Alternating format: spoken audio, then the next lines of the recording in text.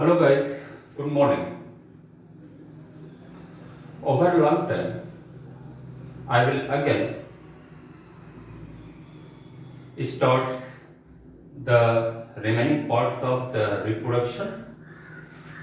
Asexual reproduction I have been already discussed in the previous videos, and how many kinds of asexual reproduction methods like that of Fission,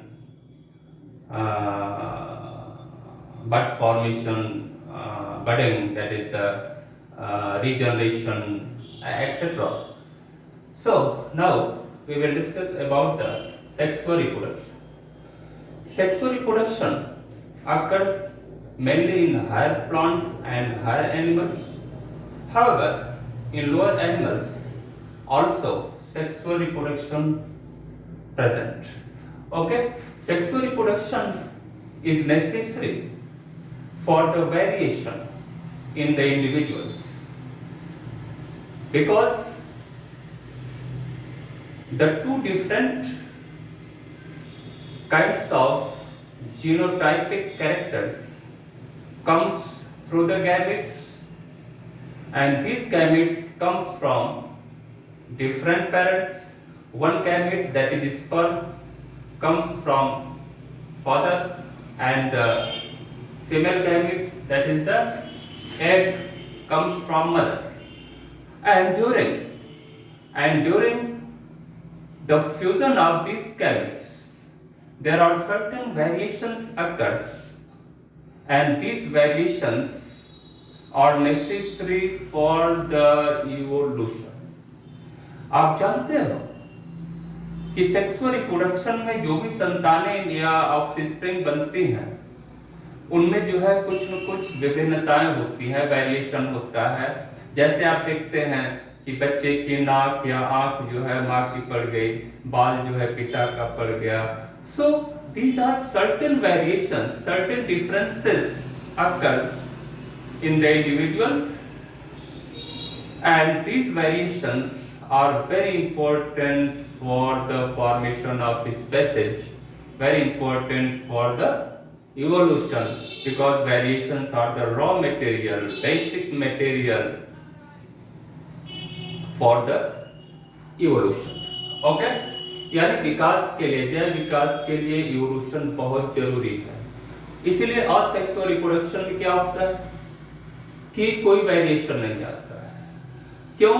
क्योंकि जो DNA होता है उसकी ठीक photocopy जो है वो चली जाती है, और असेक्सुअल रिप्रोडक्शन में एक ही पेरेंट होता है, दो डिफरेंट नेचर के पेरेंट भाग नहीं लेते हैं। तो इसलिए असेक्सुअल रिप्रोडक्शन में सारी संतानें जो है एक तरह की होती है। All the individuals of the same genotype, there is no variations, and such individuals are called identical individuals because they have the same genotype, and such individuals are called clone. But in sexual reproduction, there is no clone formation. It is necessary to develop the variations. Okay, so sexual reproduction, the main theme of the sexual reproduction is, that is the कब sexual reproduction होता है? जब दो different nature के parents हों, उनमें दो different kinds of gamete का फॉर्मेशन हो, जिनका नेचर बिल्कुल अलग हो। जब दो गैमेट्स आपस में फ्यूज करते हैं, जिसको आप फर्टिलाइजेशन कहते हैं, तो जाइगोट बनता है, और इस जाइगोट से फर्दर एम्ब्रियो का फॉर्मेशन होता है। That is the succeeding development occurs in the zygote, and then embryo is formed, and after it a new individual develop, and these individuals are little or more or little difference from their parent in certain characters. यानी जो individual बनते हैं वो अपने parents से थोड़ा बहुत भिन्न होते हैं। क्यों? क्योंकि सेक्सुअल रिप्रोडक्शन में एक जो सेल डिवीजन स्पेशल होता है उसको मियोसिस कहते हैं, और सूत्री विभाजन कहते हैं। इसलिए हमारे बॉडी में या जितने भी ऑर्गेनिज्म हैं उनके बॉडी में दो तरह का सेल डिवीजन होता है। सेल डिवीजन का मतलब the parent cell divide to form a large number of daughter cells. Okay, first one is the mitosis. Mitosis always occurs in the body cells, somatic cells. Okay, somatic cells. Somatic cells are all the body cells except the reproductive cells. यानी mitosis कहाँ होती है? Body के हर cell में होती है, केवल reproductive cell को छोड़कर। और रिप्रोडक्टिव सेल कहाँ पाई जाती हैं? रिप्रोडक्टिव ऑर्गन से पाई जाती हैं। और प्राइमरी रिप्रोडक्टिव ऑर्गन क्या होता है? गोनैड्स होता है। ओके, गोनैड्स होता है। जैसे एनिमल के केस में सेक्सुअल रिप्रोडक्शन में मेल गोनैड्स होता है, मेल गोनैड्स, और फीमेल गोनैड्स होता है। फीमेल गोनैड्स को क्या कहते हैं? ओवरी कहते हैं। मेल गोनैड्स को क्या कहते हैं?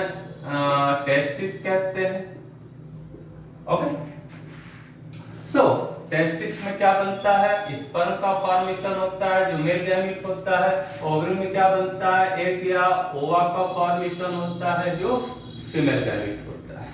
सो इस तरह से माइटोसिस जो होती है वो रिप्रोडक्टिव सेल में नहीं होती है, यानी जहाँ पे गैमीट बनते हैं वहां पर रिप्रोडक्टिव सेल वहां पे नहीं होती है, यानी टेस्टिस में माइटोसिस नहीं होती है। टेस्टिस और ओवरी यानी जो रिप्रोडक्टिव ऑर्गन है, गोनैड्स हैं, उनको छोड़ दिया जाए तो बॉडी की जितनी सेल्स हैं सब में क्या होता है? माइटोटिक सेल डिवीजन होती है। और माइटोटिक सेल डिवीजन में क्रोमोसोम नंबर हमेशा डिप्लॉयड बना रहता है। इसीलिए जो भी सेल बनेगी सब क्या होगी?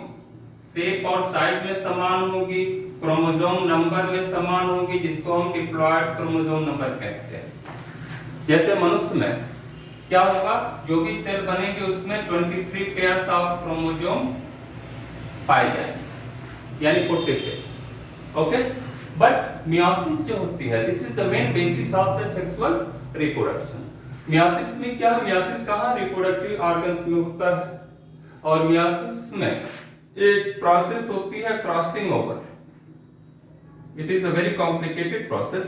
क्रॉसिंग ओवर में क्या होता है कि जो मैटरनल क्रोमोसोम होता है, पैटर्नल क्रोमोसोम, मैटरनल का मतलब माता का, पैटर्नल का मतलब फादर का, पिता का। ये जो क्रोमोसोम आते हैं किसके थ्रू?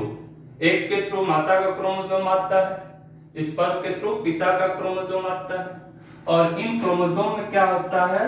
जीन्स का एक्सचेंज होता है, जीन का आदान प्रदान होता है, जिसके वजह से कैरेक्टर बदल जाते हैं। इसीलिए आप देखते हैं कि जो संतानें बनती हैं वो अपने पेरेंट्स से थोड़ा भिन्न होती है, वो बहु अपने पेरेंट की तरह से नहीं होती है। नाक में कुछ किसी चेंजेस आ जाते हैं, यानी कुछ फादर के कैरेक्टर आते हैं, कुछ मदर के कैरेक्टर आते हैं, यानी कुछ कुछ वेरिएशन आता है। सो क्रॉसिंग ओवर में इंपॉर्टेंट स्टेप है।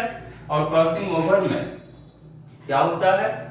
कैरेक्टर एक्सचेंज करते हैं, अदला बदली होता है, इससे नई संतानें डिफरेंट होती हैं। और सेक्सुअल रिप्रोडक्शन में ऐसा कुछ नहीं होता। अब मियोसिस में क्या होता है कि एक पेरेंट सेल से 4 डॉटर सेल बनती हैं। कितनी बनती हैं? 4 डॉटर सेल बनती हैं। माइटोसिस में एक पेरेंट सेल से कितनी बनती हैं? 2 डॉटर सेल केवल बनती है, फिर 2 से 4 बनेगी, इस तरह से होता है। लेकिन मियोसिस में पेरेंट सेल से क्या होता है? 4 डॉटर सेल बनेगी और चारों में क्रोमोसोम नंबर क्या होगा? हैप्लॉइड हो जाता है, यानी पेरेंट सेल का आधा हो जाता है। पेरेंट सेल का आधा हो जाता है। सपोज दैट पेरेंट सेल में 46 क्रोमोसोम है। ओके, तो ये जो डॉटर सेल है उनमें क्रोमोसोम की संख्या कितनी हो जाएगी? 23 हो जाएगी। ओके, तो इस तरह से meiosis is the main basis. So lastly what are the condition? क्या क्या शर्तें हैं मियोसिस के लिए? पहली शर्त ये है कि डिफरेंट नेचर के गैमेट्स बनने चाहिए, डिफरेंट गोनैड्स होने चाहिए, यानी टेस्टिस और ओवरी। डिफरेंट नेचर के गैमेट्स बने चाहिए। डिफरेंट नेचर का मतलब क्या? एक मोटाइल गैमेट्स होगा, दूसरा नॉन मोटाइल गैमेट्स होगा। गैमेट्स बनने से पहले मियोसिस बननी चाहिए, होनी चाहिए, क्योंकि गैमेट्स क्या होते हैं? हैप्लॉइड होते हैं।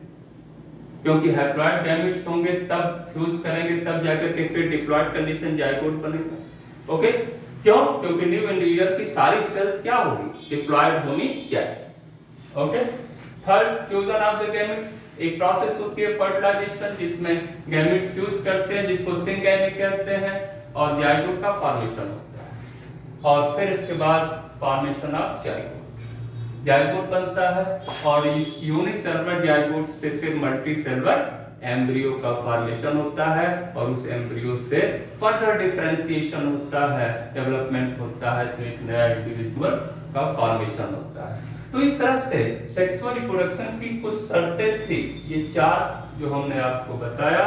तो sexual reproduction is very important plant as well as for animals, and it is it causes variations, and variations are the very important, that is the raw materials for formation of new species in the nature, that is the evolution. नई जातियों के निर्माण में sexual reproduction का बहुत बड़ा role है। So this is briefly about the sexual reproduction. Okay.